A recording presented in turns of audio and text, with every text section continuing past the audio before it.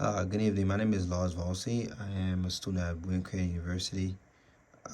Today I will be doing this presentation into my network diagram. This is my network diagram, consists of all the different components. So from the internet here, you see you have a switch, and you go to the router. Here you get to the IDS, from the IDS into the firewall, from the firewall from the firewall directly into the IPS, and also the proxy from the proxy.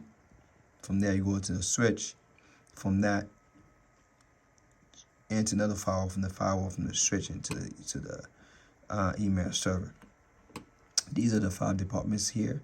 This is another router here. All these are the switches which all connect within the DHCP server and the router. All these connecting to the all these connecting into the network. However, these are the main forms of security.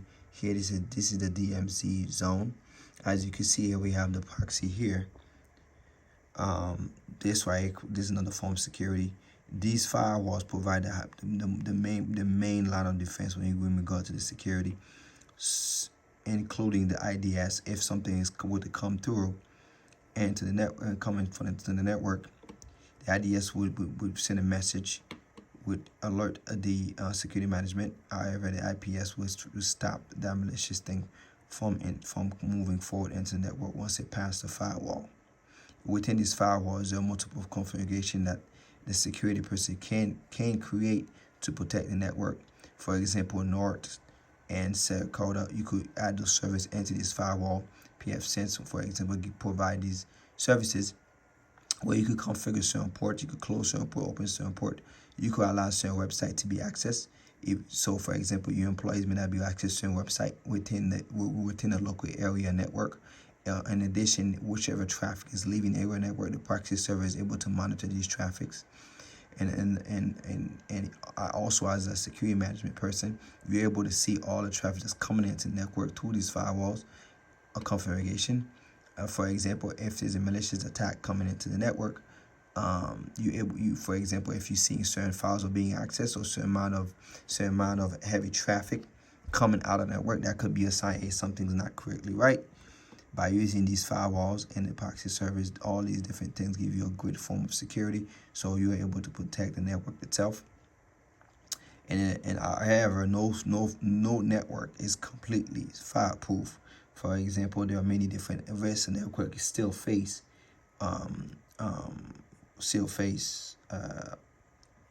even you have all these things in place. A great example is the fact that unauthorized access, that could be from a weak password, or someone using a weak password. Someone is able to brute force that password, and they could access the network. Once they have access to their network, they could use something called a privilege escalation, where they give themselves more access and more privilege into the network to create some more problems, steal data, or whatever else they intended to do. Another form is called a man-in-the-middle attack. That's another aspect. That's another form of attack that could possibly happen. A DDoS attack, where the attacker would send a huge amount of a large volume of requests towards and servers, and that would cause a service to basically crash. That's another form of attack that could possibly happen. But inside threat is very serious, because that's somebody's inside the network. So monitoring the network is a good way to monitor to see what's going on and possibly be able to catch that person. Another form that could possibly stop something inside threat is having something called a role-based access. So certain employee can access certain things unless you need that thing to complete their job. That's one of the way that you're trying to protect the network. And secondly, you could also segment the network. Where somebody does get into this network here, you could possibly they could possibly be isolated within one area where they cannot continue further get into the network. Although all these things would possibly help, but physical security is another aspect of security. For example, someone could use targeting to get into a secure area where there's servers, computers, where they could plug something into that system, and then they could possibly get access to the network. So, for example, again, training the employee to understand, hey, somebody trying to follow you, target you into a secure area, you need to stop them. alert security if they cannot prove that they belong there with the proper identification and ID. These are some ways that training comes into place, in addition to training the employee to not fail for something called a social engineering attack. Open up some type of phishing email, or somebody calling them, say, hey, I need access to this, acting to be someone else. All the different things are called social engineering, that you train the employee to understand that. Another way to stop unauthorized access, have a multi authentication process, where once you enter your password, you receive a text from to your phone or like an email that you have to put in a code. Multi authentication, that's one way to stop this attack within this network, because once somebody have access to that network, there are multiple things that you could possibly do inside of that network. In addition to that, a network should always have not use falsely. A network should always stay up to date on all new patches to protect the network. Having outdated hardware or software in the network could put the network at risk. And also, employees should understand to not use poor password or weak password, and passwords should automatically be updated within every 3 months.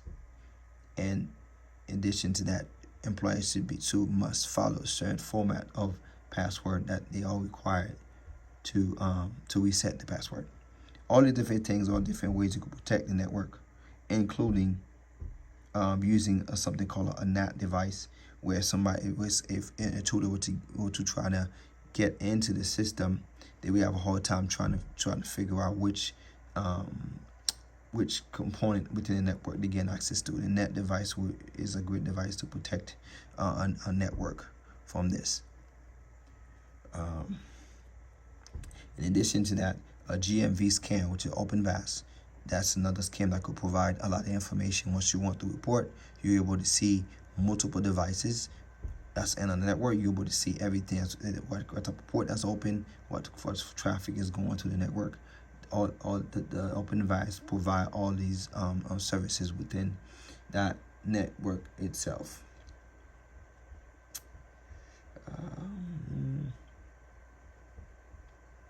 However, there are multiple sources on the internet that provide that these information exactly how to protect your network in multiple ways. For example, for some of these that I did mention here, or from these company which provide it's called Sysnet. This Sysnet right over here. This company is it's a security company. It provides this information how to protect your network by following certain best practice. Place security devices correctly, use network address translation, monitor network traffic, use detection technology. As I mentioned before, this technology could be the IDS. That's another form of technology where the IDS will detect what's coming into the network. Blocking suspicious behavior, blocking malware, deception, uncover hidden threat. For example, like someone being in a network that you don't know, your network persistent, APT type threat. There are systems that you could use to detect all these different type of attacks. Unauthorized access, one of the biggest one that can possibly cause major data breach within the network. Zero-day vulnerability. This one of the main reasons why security management should always make sure all patches are up to date, and all systems constantly, routinely get updated. These are many ways that you will prevent a zero-day attack. Okay, endpoint security guide, incident response. Okay, thank you very much. Again, let me just show this one more time. There you go.